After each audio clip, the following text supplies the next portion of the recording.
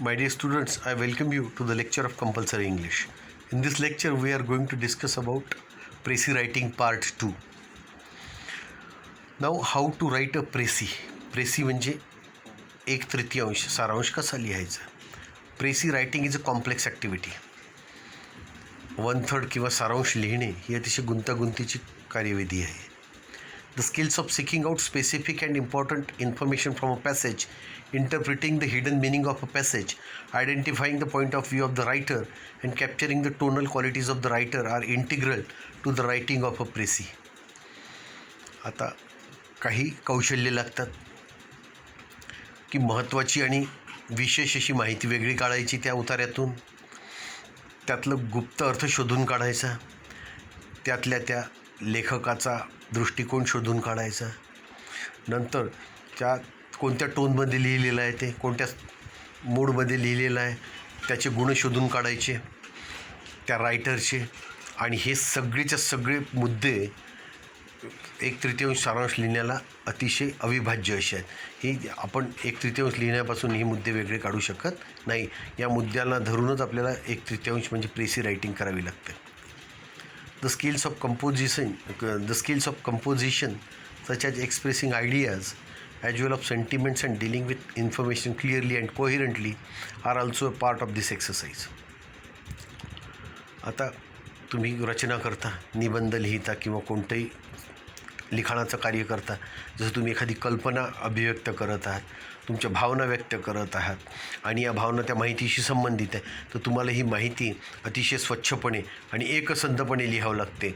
आणि या दोन गोष्टीसुद्धा या स्वाध्यायाचा एक भाग आहेत. précis writing requires a great deal of practice. 1/3 सारांश लिहिण्यासाठी भरपूर तुम्हाला सराव करावा लागतो. You should keep in mind the following in order to write a good précis. खालील काही गोष्टी आहेत त्या तुम्हाला लक्षात ठेवाव्या लागतात एक चांगला 1/3 सारांश लिहिण्यासाठी.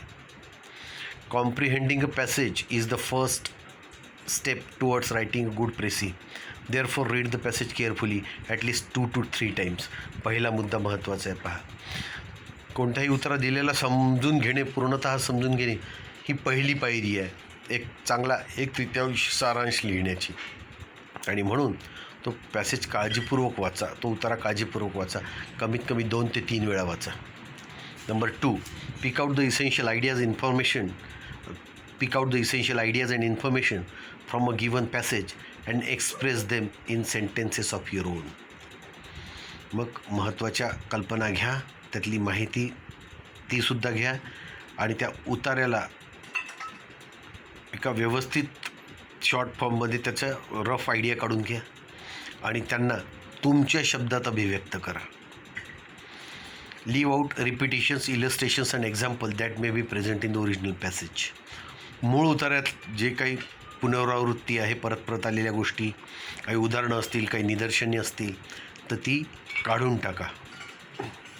Number 3, avoid literary frills, redundancy and round about and ornamental expressions.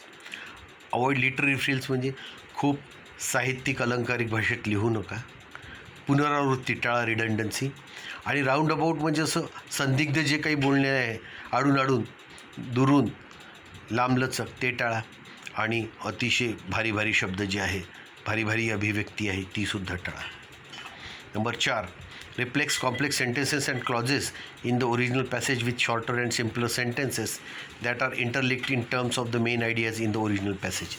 आता मूळ उतार्यात वाक्य दिलेली असतात, काही कॉम्प्लेक्स सेंटेन्सेस असतात म्हणजे मिश्र वाक्ये, आणि काही क्लॉजेस असतात मूळ उतार्यातली, त्यांना छोटं करा आणि साध्या वाक्यात लिहा. आणि अशा प्रकारे त्यांचा संबंध जोडा की मुख्य आयडिया, मुख्य कल्पना मूळ उतार्यातली त्यात दृगोचर झाली पाहिजे, ती दिसली पाहिजे, ती वाचकाला वाचता आली पाहिजे. 5वा मुद्दा, if the original passage contains an essential quote or dialogue, summarise it in reported speech. तर मूळ उतार्यात काही महत्त्वाचं कोटेशन आहे, कोणी महत्त्वाचं काही बोलणं लिहिलेलं आहे, संभाषण आहे, तर त्याचा सारांश करा आणि तो रिपोर्टेड स्पीचमध्ये ठेवा, तो म्हणजे प्रत्यक्ष कथनात. Number 6, make a preliminary or rough draft of the précis keeping in mind the word length. Word length म्हणजे 1/3. मी सांगितलं काल तुम्हाला 30 शब्द असेल तर ते त्याच्या 1/3 करा, 10. 30च्या 1/3 होतात 10. 30 गुणिले 1/3 म्हणजे 10 शब्द. तर अशी शब्दमर्यादा लक्षात ठेवा आणि त्याचा एक कच्चा मसुदा तयार करा आणि त्याचा त्या सारांश त्या प्रेसीचा कच्चा मसुदा तयार करा.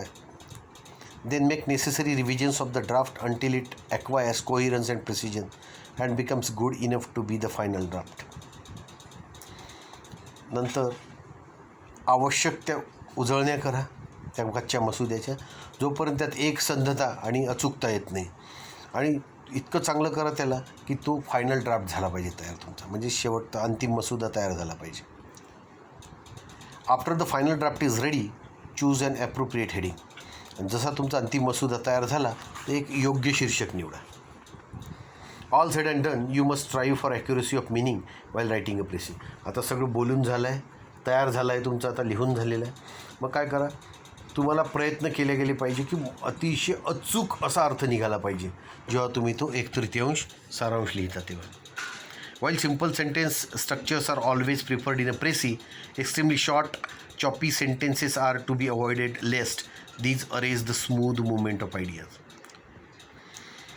आता साध्या वाक्याच्या ज्या ढाच्यांना इथे 1/3 सारांशात खूप लोक निवडतात, त्यांना प्रिफरन्स पण आहे, त्याला पसंती पण आहे.